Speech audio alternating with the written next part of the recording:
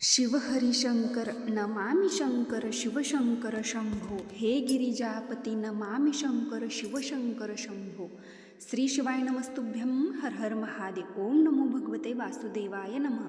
नमस्कार मैत्रिणींनो, बघा आजचा हा व्हिडिओ एक सामान्य धार्मिक माहिती नाही, तर ज्या घरामध्ये कित्येक वर्षापासून मुलांच्या हास्याची वाट पाहिली जात आहे, ज्या मुलांच्या उज्ज्वल भविष्यासाठी भरपूर असे नियम आणि उपाय केले जात आहेत, ज्या माता भगिनींचे डोळे पाळण्याकडे बघून पाणावले आहेत, त्यांच्यासाठी साक्षात भगवंताचा एक आशेचा किरण आहे. बघा, श्रावण महिन्यातील पुत्रदा एकादशी साक्षात भगवान श्रीहरी विष्णू, माता लक्ष्मी, परब्रह्म भगवान शिवशंकरांच्या संबंधित आहे. 23 ऑगस्टला आहे पुत्रदा एकादशी. पुत्रदा एकादशी व्रत का करावे, कसे करावे, तसे शिवपुराणानुसार पुत्रदा एकादशीचे काही अत्यंत प्रभावी उपाय बघा. पुत्रदा एकादशी दिवशी व्रत संतती प्राप्तीसाठी केले जाते, इच्छित पुत्र प्राप्तीसाठी केले जाते. ज्या महिलांना मूल आहे त्यांनी त्यांच्या चांगल्या आरोग्यासाठी, त्यांच्या दीर्घायुष्यासाठी, त्यांच्या प्रगतीसाठी हे व्रत किंवा जे काही उपाय आहेत ते आवर्जून करावे. तर एक करून मी आज तुम्हाला सगळी सविस्तर माहिती सांगते. एकादशी तिथीला सनातन धर्मात विशेष महत्त्व आहे. हा दिवस पूर्णपणे भगवान विष्णू आणि माता लक्ष्मीला समर्पित आहे. त्यातल्या त्यात सध्या श्रावण महिना असल्यामुळे तर भगवान श्रीहरी विष्णूंबरोबर भगवान शिवशंकरांना हा अत्यंत दिवस समर्पित आहे. माता लक्ष्मी आणि भगवान श्रीहरी विष्णूंची पूजा केली जाते. तसेच लड्डू गोपाळ बाळकृष्णांची सुद्धा पूजा केली जाते. विष्णू पुराणात एकादशी व्रत केल्याने मागील जन्मातील पापापासून विशेष मुक्ती मिळते, तसेच इच्छित फळ प्राप्त होते, पितृदोषापासून मुक्ती मिळते. त्याचबरोबर श्रावण महिन्यातील शुक्ल पक्षातील एकादशीचे व्रत केल्यास पुत्रप्राप्ती होते. त्यासाठी श्रावण पुत्रदा एकादशीचा शुभ मुहूर्त पाहून एकादशी व्रत करायचे असते.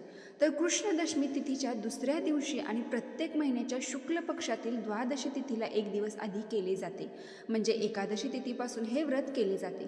सध्या श्रावण महिने असल्यामुळे व्रत वैकल्य जास्त प्रमाणामध्ये येतात. तर रविवारी पुत्रदा एकादशी आहे आणि श्रावणातील दुसरा सोमवार असे सलग 2 दिवस उपवास पडतात. तर ज्यांना उपवास करायचा आहे त्यांनी उपवास करू शकता. ज्यांना तब्येतीची जरी काही अडचण असतील, त्यांनी उपवास जमत नसेल, तर त्यांनी बाकी देवकार्य उपाय नामस्मरण केलं तरी सुद्धा चालेल. उपवास कसा करावा तर बघा, 23 तारखेला सकाळपासूनच आपल्याला उपवास करायचा आहे. म्हणजे या दिवशी चहा, दूध, फळे, साबुदाणा खिचडी किंवा जे काही फराळाचे इतर पदार्थ असतात ना, ते खाऊनच आपल्याला उपवास करायचा आहे. म्हणजे 2 वेळा तुम्ही फराळ करू शकता किंवा 1 वेळा फराळ केला तरीही चालेल. तुम्हाला या ठिकाणी एक सल्ला दिला आहे की निर्जला उपवास हा अजिबात करू नका. प्रत्येक स्त्रीने आणि पुरुषांनी आपल्या देवावरती श्रद्धा आणि विश्वास ठेवून उपासना, नामस्मरण आणि तुमच्या तब्येतीनुसार तुम्ही व्रत उपवास करू शकता. इथे मी जसं सांगितलं आहे त्या पद्धतीने केलं तरी सुद्धा चालेल. आता बघा मैत्रिणींनो, शिवपुराणानुसार भगवान शिवाची पूजा केल्यास पुत्रप्राप्तीसाठी कोणतीही अडचण येत नाही. बघा, सध्या तरी श्रावण महिना चालू आहे. यामध्ये रुद्राभिषेक, शिवलिंगाचा अभिषेक आणि शिवचालिसाचे पठण हे देखील पुत्रप्राप्तीसाठी वरदान ठरू शकते. मुलामुळे माणसाला मोक्षाचा मार्ग मिळतो आणि पितरांच्या आत्म्याला शांती मिळते. त्यामुळे प्रत्येक व्यक्तीला संतती व्हावी आणि वंश वाढावा असे वाटते. परंतु व्यक्तीच्या कुंडली ग्रह तारेची अशी स्थिती निर्माण होते, त्यामुळे मुलं होण्यास अडथळे निर्माण होतात. अशा अडथळ्यापासून मुक्ती मिळवण्यासाठी शिवपुराणानुसार पुत्रप्राप्तीचे उपाय केल्यास ग्रह अनुकूल होतात आणि तुम्हाला संतती प्राप्त होऊ शकते. पण तुम्हाला त्यावरती दृढ श्रद्धा आणि विश्वाससुद्धा अतिशय महत्त्वाचा आहे.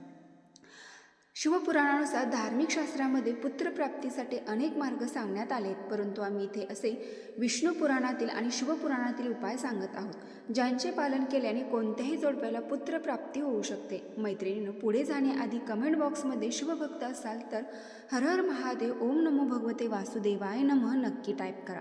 भगवान शिवशंकर आणि भगवान श्रीहरी विष्णू, लड्डू गोपाळ तुम्हाला जे कुठले दोष, संकटे, वाईट बाधा आहेत त्यातून दूर करून नक्की पुत्र प्राप्त करून देतील.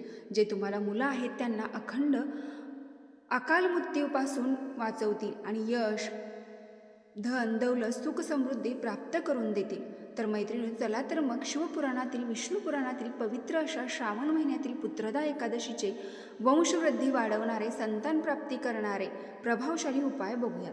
प्रथम तुम्हाला सकाळी अंघोळीच्या पाण्यामध्ये चिमूटभर हळद टाकून अंघोळ करून घ्यायची आहे. जर तुमच्याकडे पिवळे वस्त्र असेल तर पिवळे वस्त्र धारण करायचे आहे. यामुळे विष्णू भगवान अतिप्रसन्न होते. याचबरोबर एकादशी तिथी ही भगवान श्रीहरी विष्णूंना समर्पित आहे. त्यामुळे आपला गुरुग्रहसुद्धा मजबूत होतो. आपल्या सांसारिक आणि कौटुंबिक जीवनामध्ये सकारात्मकता निर्माण होते. सध्या पवित्र असा श्रावण महिना चालू आहे. हा पवित्र महिना भगवान शिवशंकरांबरोबर भगवान सूर्यनारायणांना सुद्धा समर्पित आहे. या महिन्यातील ही पुत्रदा एकादशी आहे. त्यामुळे भगवान सूर्यनारायणाला एका तांब्याच्या लोट्यामध्ये सिंदूर, थोडासा गूळ आणि काळे तीळ टाकून ओम सूर्याय नमः किंवा ओम आदित्याय नमः या मंत्राचा जप करून अर्घ्य द्यायचा आहे किंवा सूर्य गायत्री मंत्र म्हटला तरी अतिउत्तम. काळे तीळ टाकून अर्घ्य दिल्याने आपले पितृ प्रसन्न होतील आणि पितृंचा आशीर्वाद प्राप्त होईल. या ठिकाणी सूर्यदेवांना प्रसन्न केल्याने सूर्यग्रह मजबूत होतो. सूर्यग्रह जर मजबूत झाला तर बाकीचे सर्व ग्रहसुद्धा मजबूत होतात. त्यामुळे वंशाची वृद्धी होते. आता पवित्र अशा श्रावण महिन्यातील पुत्रदा एकादशी दिवशी आपचा अधिक शुभ संयोग बनत आहे. त्यामुळे तुम्हाला सकाळीच हा उपाय करायचा आहे की एक पिवळे वस्त्र अंथरून त्याच्यावरती बालगोपाळ किंवा श्रीहरी विष्णूंची मूर्ती स्थापित करायची आहे. हेही नसेल तर भगवान शिवशंकरांची शिवपिंड स्थापित करावी. त्याआधी आपल्याला पंचामृत आणि अभिषेक करून घ्यायचा आहे. अभिषेक करताना या ठिकाणी आपल्याला हे पंचामृत शंखामध्ये टाकून त्यामध्ये एक तुलसीपत्र टाकायचे आहे आणि अभिषेक घालायचा आहे. हा अभिषेक भगवान श्रीहरी विष्णूंचा चरणांचा प्रसाद आहे. त्यामुळे हा प्रसाद म्हणून तुम्ही पती पत्नीने दोघांनी मिळून ग्रहण करावा. यामुळे पुत्र प्राप्त होण्यास एक महाप्रसाद आहे असे म्हटले जाते. आता इथे बघा, भगवान शिवशंकरांना शंखाने जल अर्पण केले जात नाही, तर त्यांना शुद्ध 1 लोटा जल अर्पण केले तरी सुद्धा चालेल आणि ते जल प्राशन केले तरी अतिउत्तम. भगवान श्रीहरी विष्णूंना मनापासून प्रार्थना करून एक शुद्ध गाईच्या तुपाचा दिवा प्रज्वलित करायचा आहे. सर्वात प्रथम आपल्याला या ठिकाणी दिवा प्रज्वलित करून घ्यायचा आहे, कारण अग्निदेव आपल्याला पुत्रप्राप्तीसाठी साक्ष असतात. त्यानंतर पिवळ्या रंगाचे लड्डू गोपालांना फूल अर्पण करायचे आहे आणि 2 केळी नैवेद्य म्हणून अर्पण करायचे आहेत. एकादशी दिवशी भगवान श्रीहरी विष्णूंना केळी अर्पण करण्याला अनन्यसाधारण महत्त्व आहे. त्याचबरोबरची उपवासाची खीर असते. साबुदाणाची खीर किंवा मखाण्याची खीर भोग म्हणून नैवेद्य अर्पण करावा, परंतु त्यामध्ये न विसरता एक तुळशीचे पान नक्की अर्पण करावे. त्यानंतर एक लाल कलरचा कलावा लड्डू गोपाला अर्पण करावा आणि ओम ह्रीम क्लीम ग्लो देवकी सुत गोविंद वासुदेव जगतपते देही मे तनयम कृष्ण त्वामहम शरणम गतम या मंत्राचा जप करावा. या मंत्राचा 11 वेळा किंवा 21 वेळा जप करावा. एकादशी दिवशी विष्णू सहस्रनामाचा पाठ करावा. तुम्हाला विष्णू सहस्रनामाचा पाठ करणे होत नसेल तर विष्णू भगवानची 11 नावे आहेत, त्या नावांचे जप करावे. जप करत असताना तुळशीच्या पानाने जप करावा, म्हणजे आपल्या उजव्या हातात एक तुळशीचे पान घ्यावे आणि भगवान श्रीहरी विष्णूंचे एक नाम घ्यावे, श्रीहरी विष्णूंना अर्पण करावे. त्यानंतर दुसरे पान घेऊन श्रीहरी विष्णूंचे एक नाव घ्यावे. असे 11 पाने भगवान श्रीहरी विष्णूंना अर्पण करावे. यामुळे भगवान श्रीहरींची अधिक कृपा प्राप्त होते आणि मनोकामना जी आहे तर ते निश्चित स्वरूपात पूर्ण होते. आपल्या मुलांना सर्व संकटापासून मुक्तता मिळते. तसेच जर तुम्हाला या दिवशी 11 बेलाची पाने घेऊन 11 रुद्रांची नावं घेऊन असा सेम मी वरती जसं सांगितलं की एक पान घ्यावं, एका रुद्राचं नाव घ्यावं, म्हणजे भगवान शिवशंकरांचा अवतार असणारे रुद्र त्यांचे एक नाव घ्यावं आणि ते पान भगवान शिवशंकरांच्या शिवलिंगावरती अर्पण करावे. दुसरे पान घ्यावे, भगवान शिवशंकरांचा दुसरा अवतार रुद्र असणारा त्या रुद्राचं नाव घ्यावं आणि भगवान शिवशंकरांच्या शिवलिंगावरती ते बेलपत्र अर्पण करावे. असे 11 वेळा ते पाने अर्पण करून भगवान शिवशंकरांना मनापासून पुत्रप्राप्तीसाठी प्रार्थना करावी. तसंच तुम्हाला जो मूल आहे त्या मुलाच्या उज्ज्वल भविष्यासाठी प्रार्थना करावी. तर भगवान शिवाच्या आशीर्वादाने आणि भगवान श्रीहरी विष्णूंच्या कृपेने तुमच्या नक्की इच्छा पूर्ण होतील. पुत्रदा एकादशी दिवशी संध्याकाळी पिंपळाच्या वृक्षाखाली एक दीपक प्रज्वलित करावा. तिथे 11 परिक्रमा कराव्यात आणि परिक्रमा करत असताना भगवान श्रीहरी विष्णूंच्या कुठल्याही एका मंत्राचा जप करावा. जसे की ओम नमो भगवते वासुदेवाय रुद्राय नमः या मंत्राचा 11 वेळा किंवा 21 वेळा जप केला तरी चालेल. या दिवशी पिंपळाच्या झाडावरती थोडीशी साखर जरूर अर्पण करावी. त्यामुळे भगवान श्रीहरी विष्णूंची त्यांच्यावर कृपा राहील. यामुळे तुम्हाला जर काही पितृदोष असेल तर तो दोष सुद्धा दूर होतो. श्रावण पुत्रदा एकादशी दिवशी आवर्जून गव्हाचे दान करावे. अन्य कुठल्याही दिवशी गहू दान करा, त्याला जेवढे महत्त्व नाही तेवढे त्या दिवशी पुत्रदा एकादशी दिवशी आहे. त्या दिवशी गहू दान करण्याला विशेष महत्त्व आहे. कुठल्याही मंदिरात जा, राम मंदिरात जा, कृष्ण मंदिरात जा, तिथे तुमच्या यथाशक्तीने गहू दान करा. तिथे कुठल्याही गरीब व्यक्ती असतील तर त्यांना गहू दान करा. असे केल्याने तुमच्या वंशाची वृद्धी होतेच होते, पण असणाऱ्या मुलांना सुख समाधान सौख्य प्राप्त होते.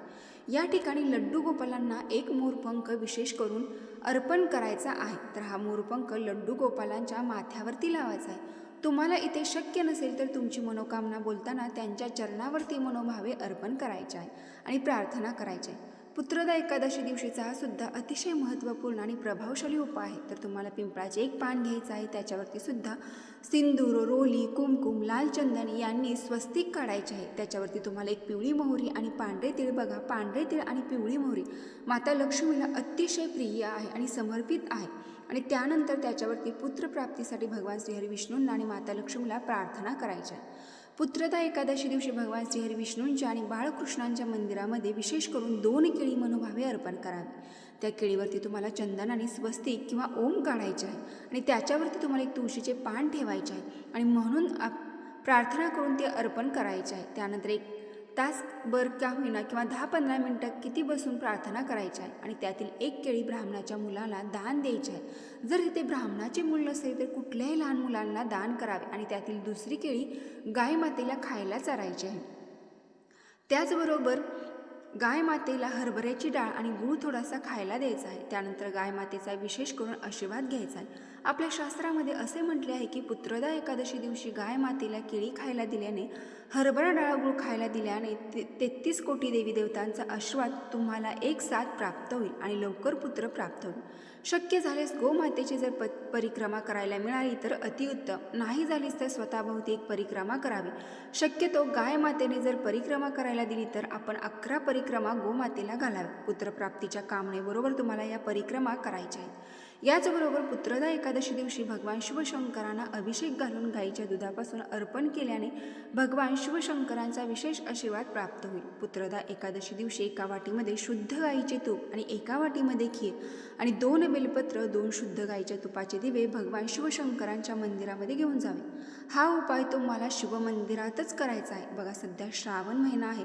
अशा पवित्र महिन्यामध्ये शिवमंदिरामध्ये आपल्याला पुत्रदा एकादशी दिवशी हा उपाय करायचा आहे. तर शिवमंदिरात गेल्यानंतर 1 लोटा जल अर्पण करून 1 वाटी तूप आणि 1 वाटी खीर भगवान शिवशंकरांच्या शिवलिंगासमोर समर्पित करावे. मनोभावे पुत्रप्राप्तीसाठी प्रार्थना करावी. त्यानंतर 5-10 मिनिट तिथेच बसून त्यातील 1 बेलपत्र उचलून बरोबर घ्यावे आणि एक शिवमंदिरच्या उंबरट्यावरती दिवा प्रज्वलित करून उंबरट्याच्या बाहेर बसावे आणि दुसरे बेलपत्र चावून चावून खावे.